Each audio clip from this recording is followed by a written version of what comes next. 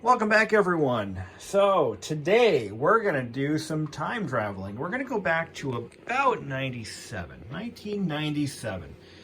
I was in 7th grade, 7th going into 8th, which would have placed me at, let's see, 94, about 13 years old. I was a 13-year-old kid. Life of uncertainty and endless opportunity lied ahead of me, and I didn't know what was going to happen. Nobody ever does when they're that old, of course, and we don't even know now, right? Who are we kidding? Short story long, 1997.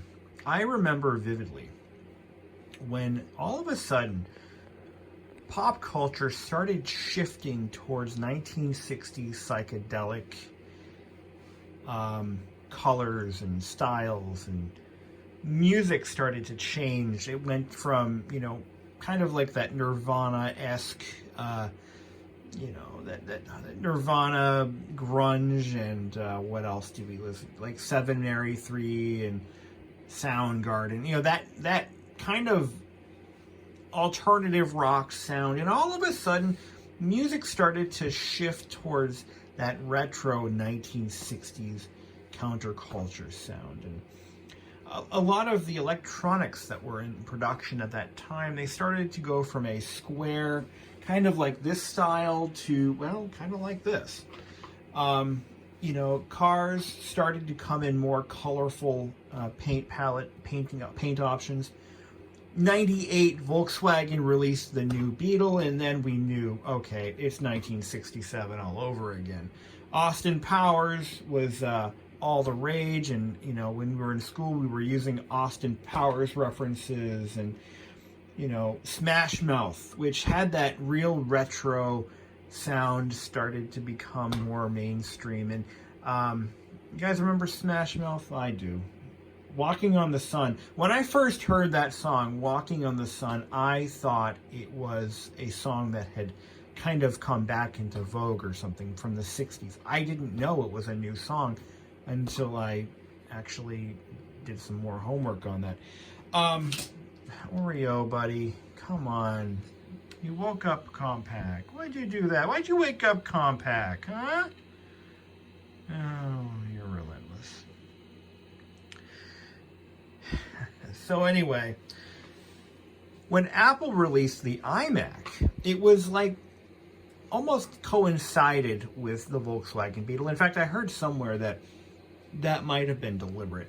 But I'm not going to go too far into that. Why are you making out with my laptop? You like it? He likes Compact. Yes, he does. He likes LTE 5000 series. Yes, he does. Why don't you go play on? Why don't you go up to your? Go up there. Go up there. You can do it. Here. I guess Oreo's taken over my video. Do you want your chair? Is that what it is? You know what? I think he wants his chair. He wants to sit next to me, because that's what he does sometimes. There he goes. Yeah, there you go, buddy. So, 1997, 98, 99, just heading into the year 2000, it was like retro palooza. I mean, we had that 70s show, and gosh, what a simpler time. It's weird. I'm now that old man saying, wow, the past was so much simpler. The internet was very basic. I mean, compared to what we have today, we had streaming video, by the way, but it was awful. And the screen size was like that big, and you were streaming it over like a 56K dial-up modem. I mean, it was a different time.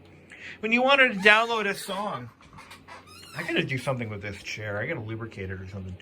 But if I wanted to download a song off the internet, it would take about a weekend. No, really. I mean, there was software available that would allow you to interrupt a download over the course of a couple of days, and it would just continue where it left off. It was called GetRight, by the way. GetRight was a like a browser plugin, or I think it was a separate utility, and you could download files with it, and it would allow you to, because otherwise you'd be downloading, a bootlegged copy of like Tatva by Kula Shaker. Look up that song. It's a pretty cool song. Just that sound is very unique. But you'd be downloading a song from your favorite band from the 90s, late 90s, and it would be, you know, like a 5-minute song, but the file on dial-up would take like, gosh, in all reality, a 5 megabyte file, I think it took about an hour and a half. You'd be like 75% done with that file, and then somebody would call the house. And then you get kicked off the internet, and you'd have to do it all over again. Oh my God, those were not fun times. It took me hours to download a couple of files off of Napster. Man, what a time that was. Well, the iMac was the computer for that time. Apple, after, you know, almost a decade of absolute abysmal failure, was starting to make a name for itself. Steve Jobs assembled a crack design team headed by Jony Ive, and some of the products that came out of their shop were just iconic. And even to this day, you can't look at an iMac without getting all the feels. I mean, I look at this machine as I thought it was a failure. I remember when I was a kid, I was in 8th grade, and I've talked about this before, but I was in 8th grade, and I saw one for the first time. Our music teacher brought one in. It was the same version as this. He brought one in, and he set it up on his desk, and we were kind of gawking at it. Like, what is this thing? What is Apple thinking? Where's the floppy drive? Where's the serial port? You know, it's got 2 USB ports. Dude, nothing uses USB. What are they thinking? How am I going to plug in my image writer? How am I going to add, there's no expansion slots. What if I want to add a nice graphics card? Or what if I want to upgrade the monitor? And we were puzzled, like, who would buy this machine? Apple's doomed. They're going to fail. They're done. They're going to be out of business by the year 2000, guaranteed. Like, and we were, matter of fact, we were middle school kids. We knew what we were talking about. Which is ironic because we were the target audience for the iMac. Like, middle school age kids. Who wouldn't want that, right? Now, secretly, I actually I really liked the iMac for what it was. I thought it was kind of cool. But I also realized that, you know, very little options for expandability, 2 USB ports, no serial, no EDB, no floppy, no writable CD drive. Writable CD drives existed in 1998. They were terribly slow and, I believe, terribly unreliable, but they did exist. There was no way to save a file locally. But therein lies the purpose of the iMac. We were the target market by age group, but not necessarily what our skill levels or what our computing needs were. The iMac was the computer for the household that maybe already owned a full-size computer. Maybe they owned, you know, a Performa or a Power Macintosh. The iMac was essentially the replacement for the Performa. When you really look at Apple's product line, the iMac took over for the Performa and the LC. Now, the Performa and the LC, which I don't have any of those anymore, they were Apple's consumer PCs, or consumer computers. They were targeted towards the household and the educational market. What the iMac did was it consolidated the LC and the Performa into one product. Now, Apple at the time did have one machine that was exclusive to the educational market just before the iMac dropped, and it was the Molar Mac. I don't recall what the official name was for the Molar Mac, but it looked like a fucking tooth. Need I say more? It was ugly.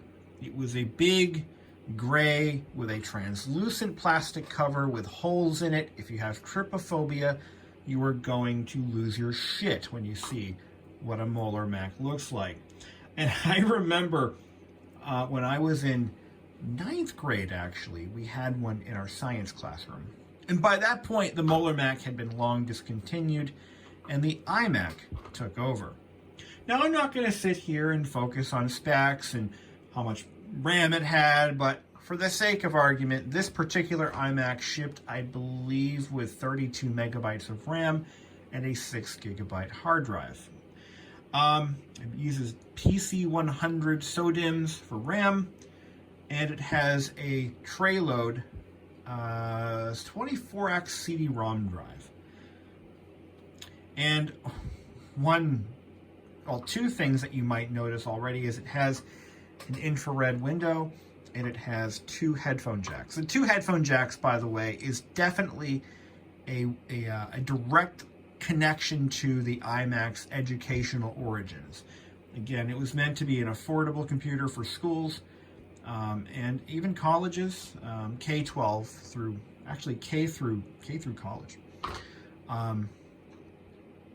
But for the average person in 1999, the iMac was all the computer, or 1998, the iMac was really all the computer you really needed. Now, I did talk about how the iMac replaced the Performa and the LC series. At the time, Apple didn't have a consumer class notebook. They just had one line. It was the PowerBook, and the PowerBook came in a variety of models. I believe in 1998, they were still probably saying goodbye to the initial run of the G3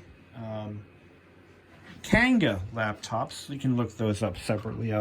I have owned a Kanga before. I actually sold it because it was just wasting space in my collection, but I had a Kanga, and they're quite valuable. It was the first G3 portable. But Apple had redesigned the PowerBook line to be a little bit more, late 90s friendly, if you will. Curved, a lot of translucent plastics, a lot of curved, textured plastics, like a black matte. It was a nice laptop. The PowerBook series had a couple of different versions. All of them have their own nickname: the Lombard, Pismo, Wall Street, Main Street. I had a Main Street once. That was a hoot. But the Main Street was the stripped down, cheap ass version of the PowerBook. But what Apple did not have in 1999 was a portable. You know where I'm going with this. A portable version of the iMac. What they needed was a consumer and educational class notebook that was affordable and friendly to use and had been designed in the same spirit as the iMac. So, without further ado, the portable iMac. Okay. All right. Theatrics aside, this was Apple's very first consumer class notebook. And when it was released, it was ridiculed. It was absolutely ridiculed by the press. But some people, myself included, really enjoyed. I really admired it. I admired it for what it was. It was definitely a computer that fit the time in which it was created. The 1960s were back and in full bloom. And I mean, just look at this thing. I mean, it is ridiculous looking for a laptop. I mean, remember, this is what laptops looked like. This is what you got. And this was like a $7,000 laptop. This one only cost $1,600 when it was new. And that was in $1999. 1997, 1999. I know, we're comparing apples and oranges, but you get the point. Now, I remember when the iMac came out, but I remember when the iBook also came out. And by the time this was released, I was in 9th grade. I was at that age where I was starting to get more and more proficient with servicing and using computers. I mean, I was really starting to develop a knack for troubleshooting problems for people.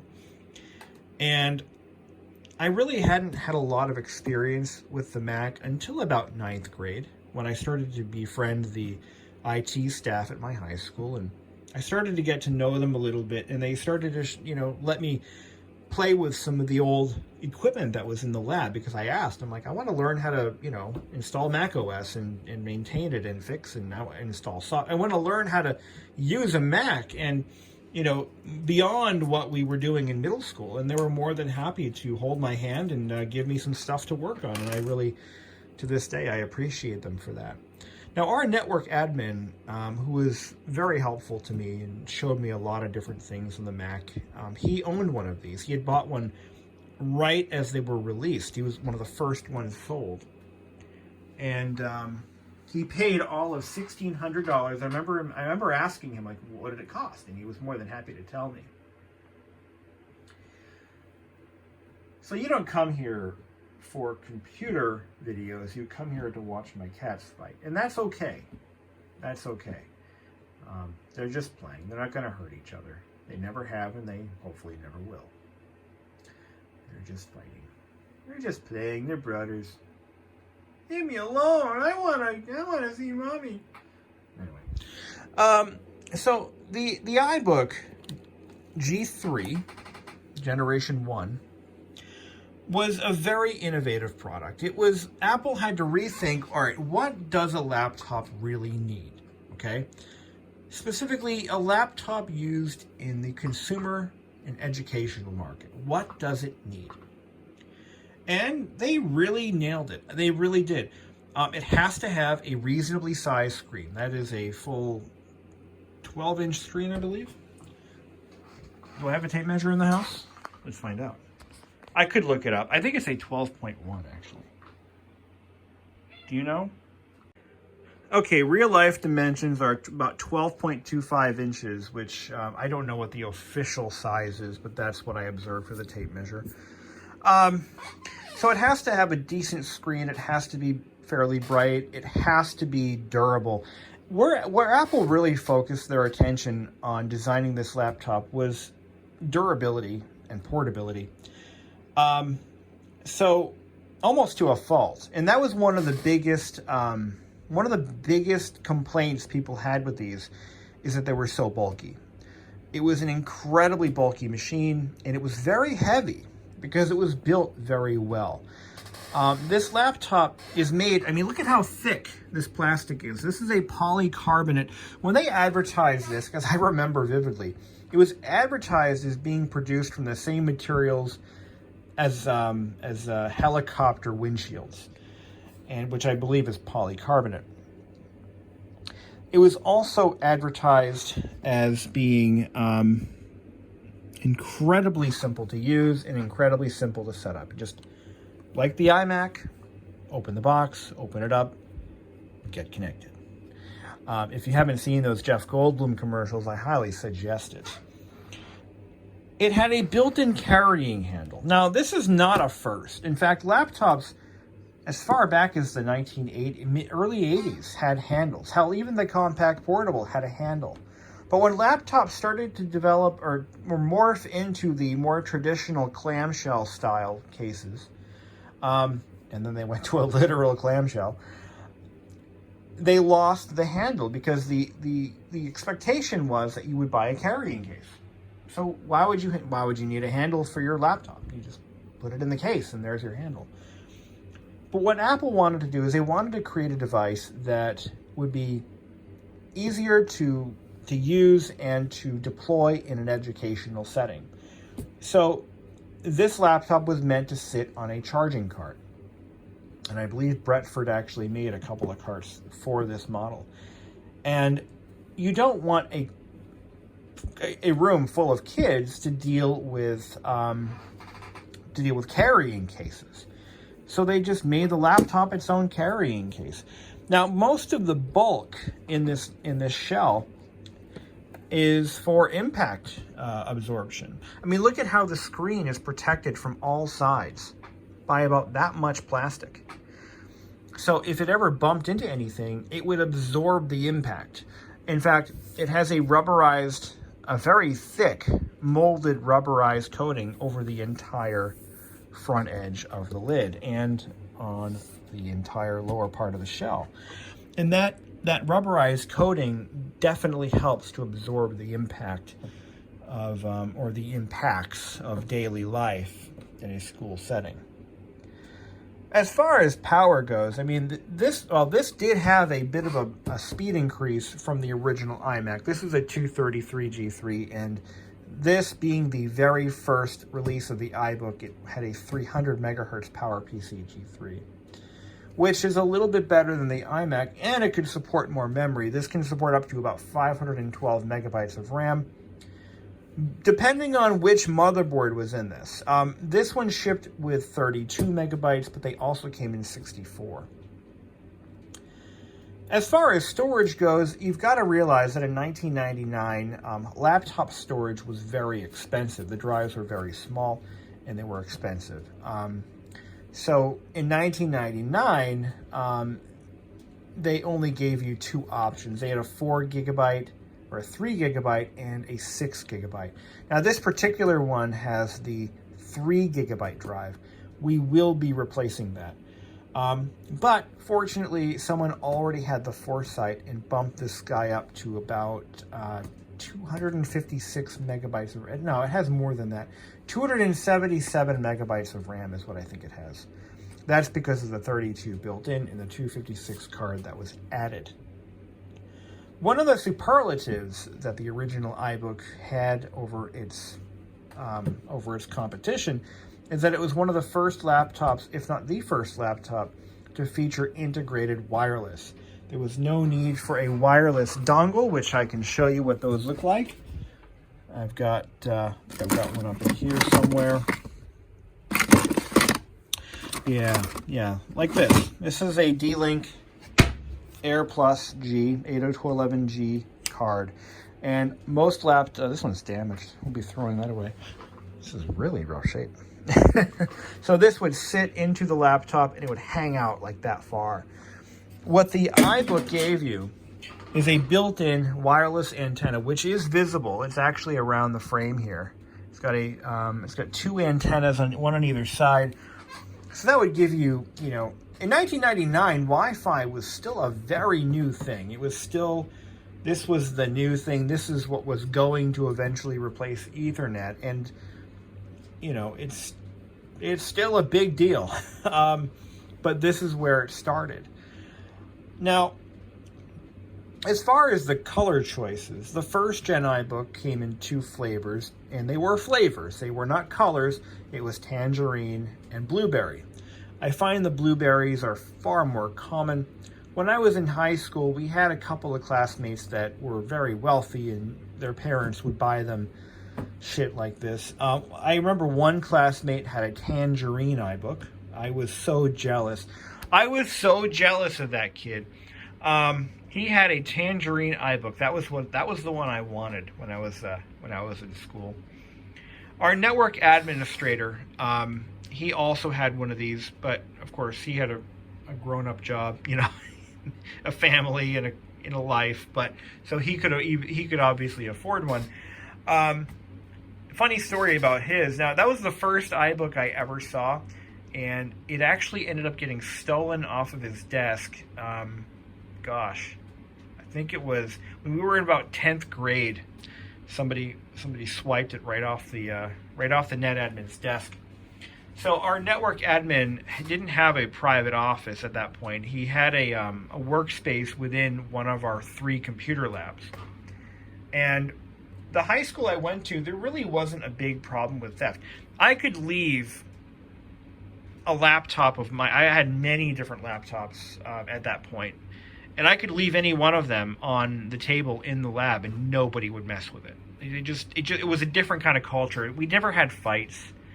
We never had like major discipline issues. It was like a country club. It was more of a country club than a high school, I'll be honest.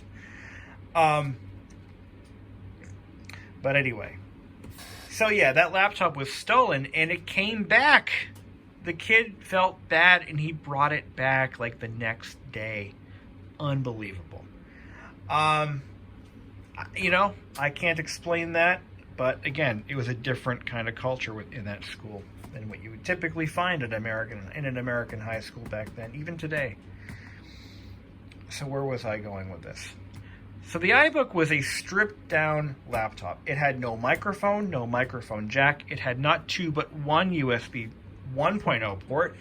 And it had, by standard equipment, was a 24x CD-ROM drive. One speaker, but you did get an audio out jack in the form of a stereo headphone jack. What else can I tell you? I mean, it was also a latchless design. Now, that in and of itself was a big deal. I think this was one of the first latchless laptop shells. So there was no, to open it up, you didn't have to push any buttons. And that's a feature that didn't make it to the MacBook, or to the PowerBook line until the unibody MacBook Pro. Wild, isn't it? The latchless design didn't make it into the professional line, either MacBook or PowerBook, until the MacBook Pro unibody. That was when they finally dropped the latch. Pretty crazy. As a matter of fact, the iBook that followed this one was a latched enclosure. It was not a latchless design either. This thing was pretty innovative. But getting back to the functionality, it was a very basic machine. Everything you need and nothing you don't. There were no expansion slots, no PCMCIA slots like you got on the PowerBook. Yeah. Let's turn it on. Now, this particular laptop, I actually bought this one yesterday. I found it on Facebook Marketplace. It was a local seller. And remember the fluorescent backlight? Yeah, you'll see what I mean in a minute. So I found this on Facebook Marketplace. A guy the next state over from me, actually lived in Massachusetts. He had put it up for sale for $120. And I'll tell you how I found it. So I was actually in line at Dunkin' Donuts, just kind of sitting there waiting for the guy in front of me to pull over, or to pull ahead. And I happened to glance at my phone, and I had Facebook Marketplace open.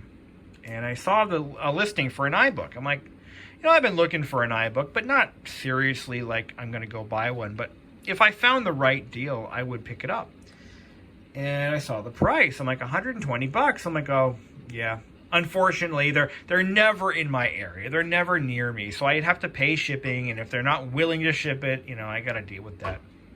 Let me tell you a story. I had been looking for an iBook SE, which is the more desirable model. It comes in gray, blue, or lime green. It's a darker shade, like a navy blue. And I found a guy selling one. It was in perfect condition. Absolutely perfect. And he wanted, I think he wanted $150 plus shipping. No shipping. $150, no shipping. And I said, listen, I will make you the deal of a lifetime. I will give you $250 if you can ship it to me. He thought about it. He said, I'll let you know. A couple weeks goes by. I call him again. At this point, I'm just trying to see what his price is. I said, I'll give you $250, or I think I offered him $300 for this thing, knowing that that's way too much money. It's like, no, man, I don't want to ship it. I'm like, the hell is wrong with you, son? I'm offering you all the money and then some, and you won't budge.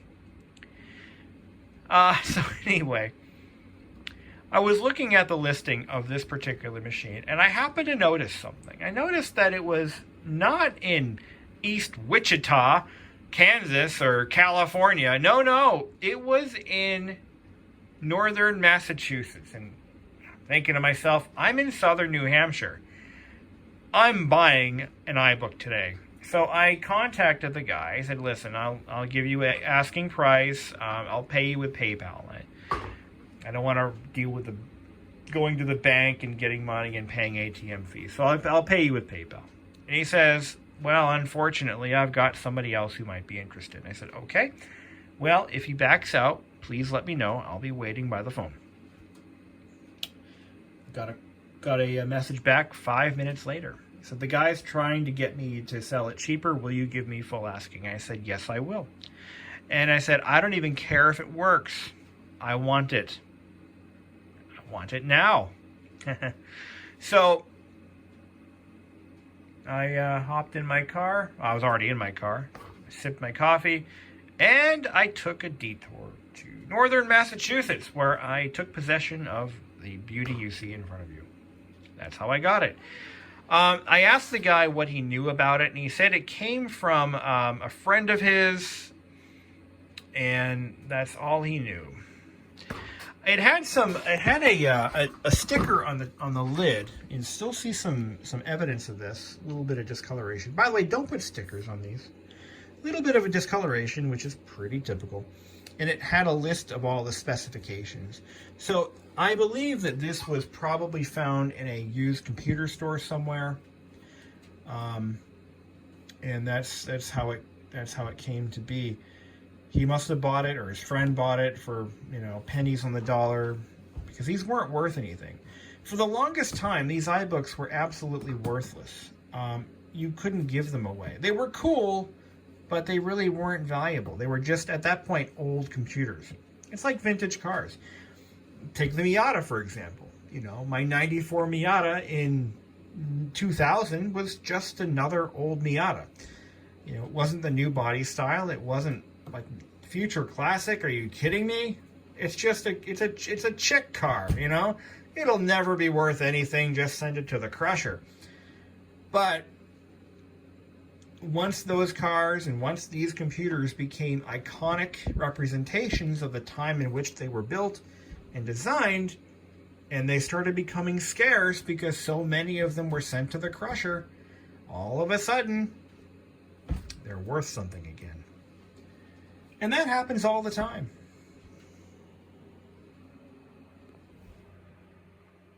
It happens all the time, where something that's old and tired becomes suddenly an object of admiration. So aside from basically a factory original build here, this is running OS 9.2. Just OS 9 really. Yeah, 288 megs of RAM and a 3 gigabyte hard drive, which we will be upgrading once I get the CD-ROM drive replaced. So let's talk about that. There's a couple of problems with this model that are very common, all too common. And a couple of those problems are addressable. For example, the batteries in these laptops. This laptop is 22 years old. The battery has been replaced at least once. It has a replacement battery in it. And last night I couldn't get it to take a charge, but I came in after work, I come in and this thing is fully freaking charged. Don't know how long it's going to last, but I'm going to drag it upstairs and we'll play with it a little bit while I watch TV or something. Couple of common issues. The CD-ROM drives are known to fail. I did purchase a replacement. This drive will not read anything. It is just toast.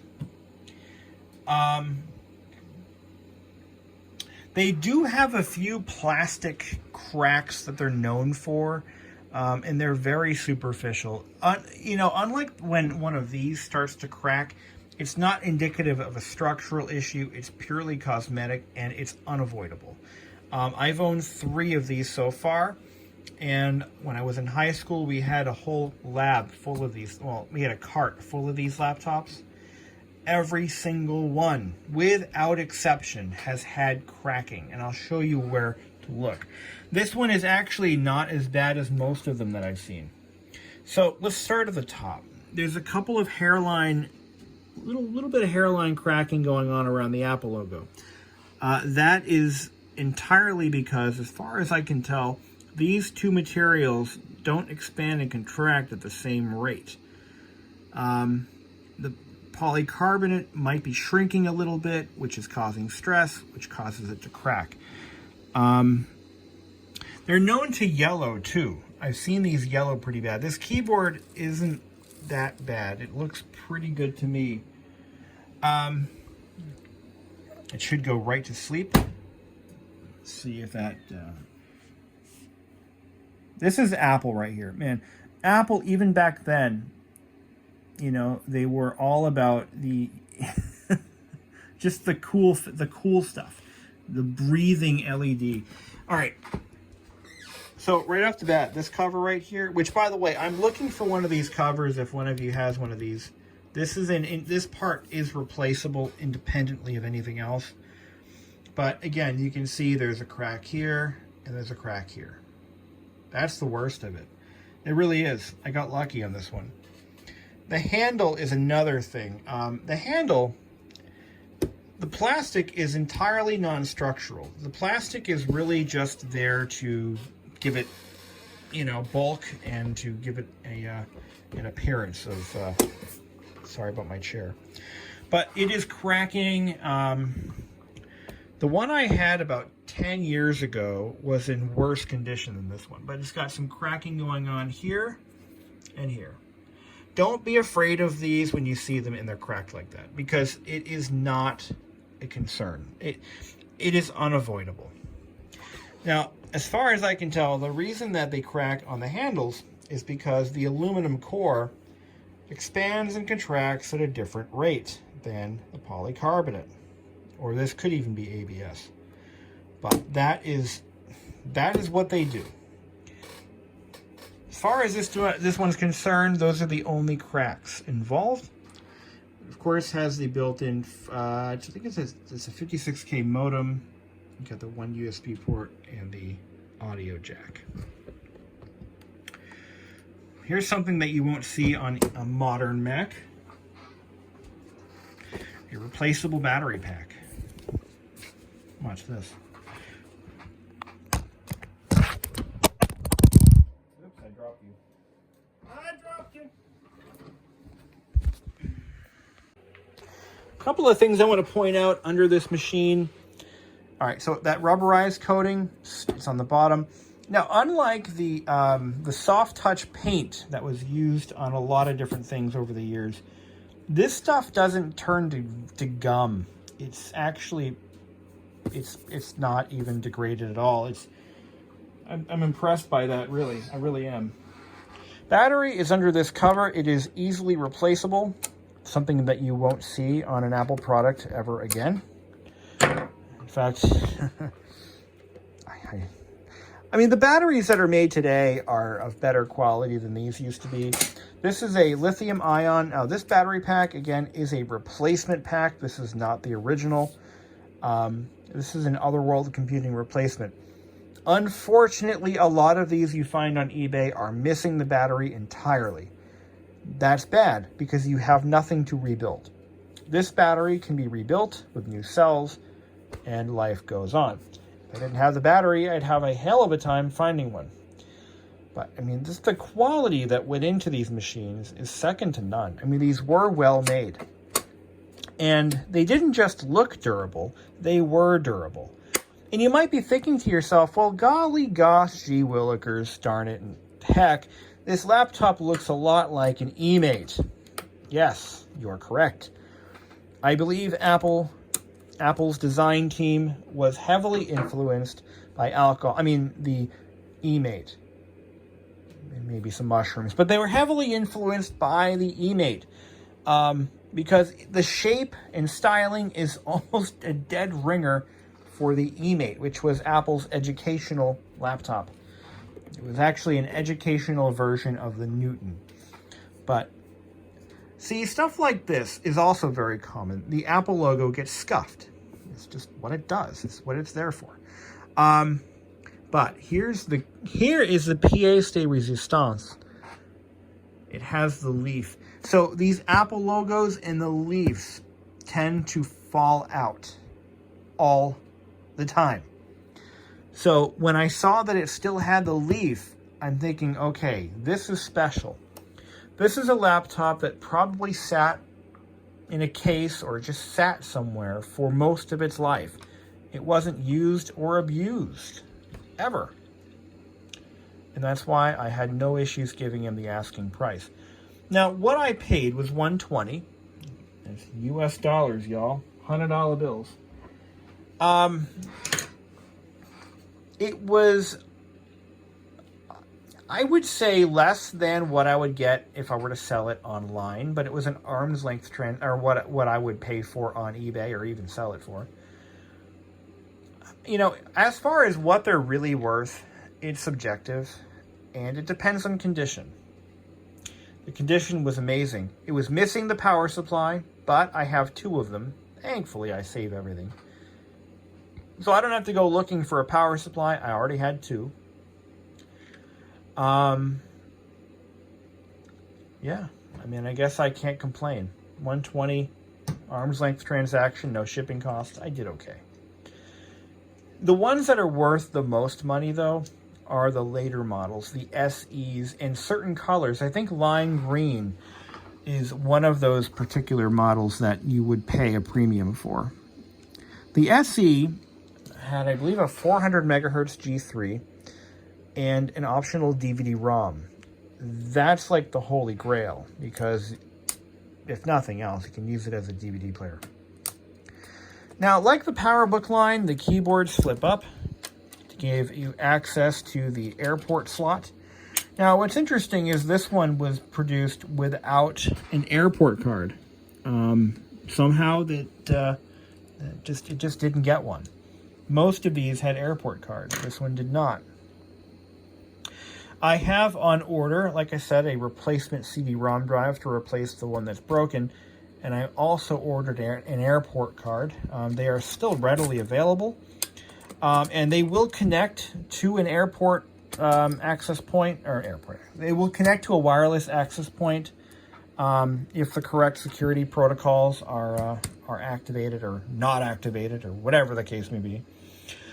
But really, the shock of the century is that this battery actually did take a charge, and it is running off the battery right now. And I'm gonna run upstairs, maybe. Well, I can't put any softer on it, but oh, that's too bad. I think it has a game. I think it has Bugdom on here, which was a very popular game that was included with Mac OS, if I recall. Let's see. Bugdom.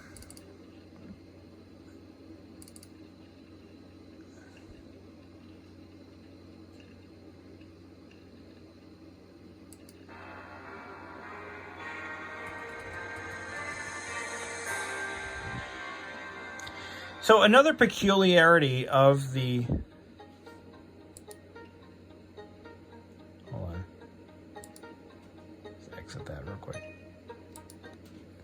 Another peculiar feature of the iBook... Oh, shut up. Is the fact that it doesn't have a CMOS battery. This was one of the first laptops I think Apple was to release that does not have a CMOS battery. What that means is any settings like brightness, volume, certain settings within the OS, date and time, shit like that, it depends on the main battery actually being able to take and hold a charge. So if your battery runs down, or you remove the battery for some reason and pop in another one, your date and time and your brightness and volume and all these various settings would be lost by default. So one thing to keep in mind. So if you've got one of these and it doesn't keep time, don't go looking for a CMOS battery. There isn't one. To save cost, they went with using the main battery. And there's nothing really wrong with that. Again, the name of the game was we got to keep the price down as low as possible, and we have to make it as functional as the iMac. Now, that's another thing. It's funny you mentioned that. Funny I mentioned that.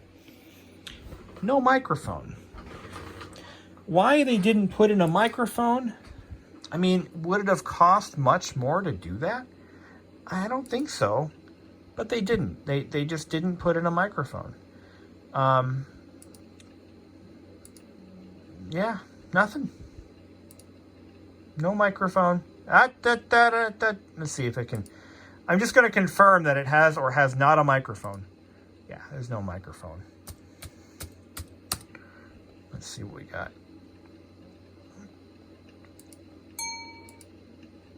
No sound, but I do believe you can use a Bluetooth. I believe you can use a USB microphone on this. So it's not game over, but one thing to consider when you are considering buying an iBook. I feel that in the years after this model was released, now this was, again, this laptop only had, this particular chassis style was only in production for about 3 or 4 years, maybe 3 years, maybe less, maybe 2. I'd have to double check the dates on that.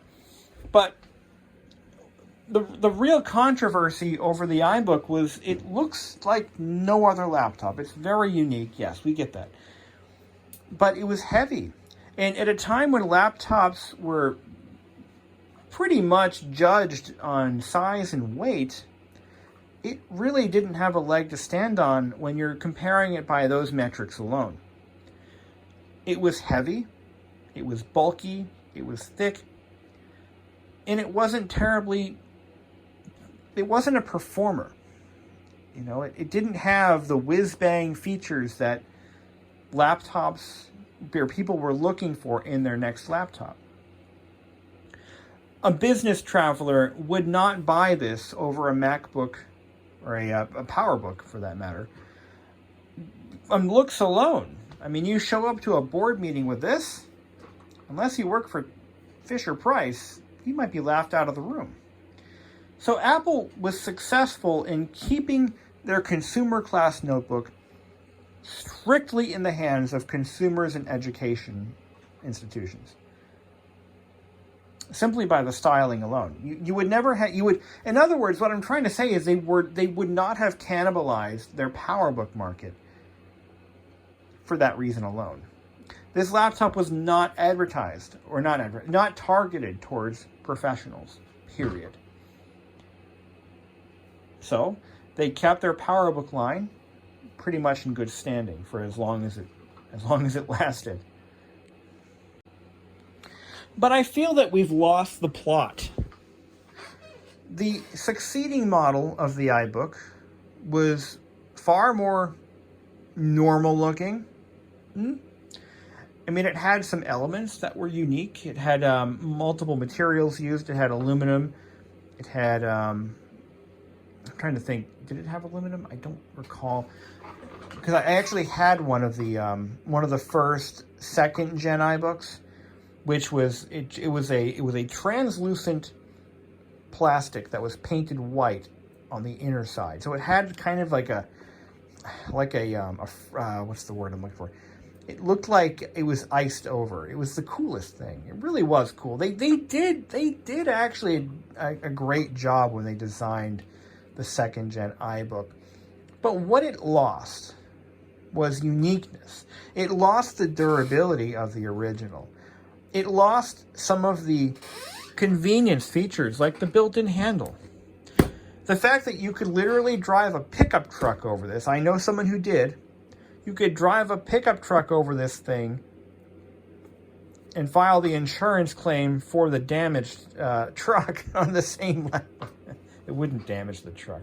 But you know what I'm saying. I know a guy who drove his truck over one of these accidentally, and it didn't break. There was no damage. Nothing. No damage whatsoever. It was well built. It was durable. It was impact resistant. And you look at all the models that succeeded it, and they have completely lost that. They've lost the handle. They've lost the impact resistance. They've lost what made them cool. You know? And that's my take. And I'm sticking to it. Thought I heard something rattling inside. Maybe not. Anyway, I'm going to be taking this thing apart. We'll do another video. I'm going to show you guys how to get one of these apart. I've had these apart before. They're not that difficult. They're a little. There's a couple of tricks that I have to remember.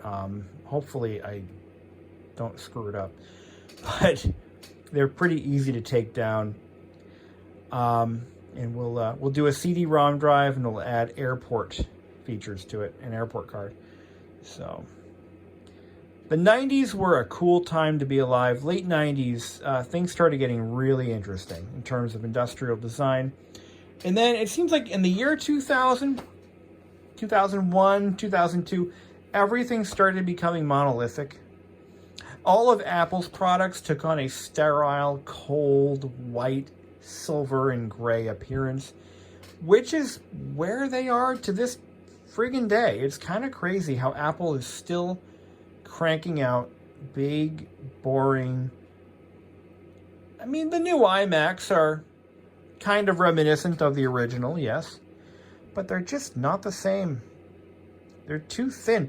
You know what it is as electronics and computers in general have become more and more sleek and miniaturized and slimline, there's no real need. Like this, look at how this iMac is, like, because of the CRT, it had to look like this. It had all of this material that had to be styled and designed. Because of the CRT, it's 2 feet deep. So when you're designing a computer, what do you do with all 2 feet of that space? You've got to do something.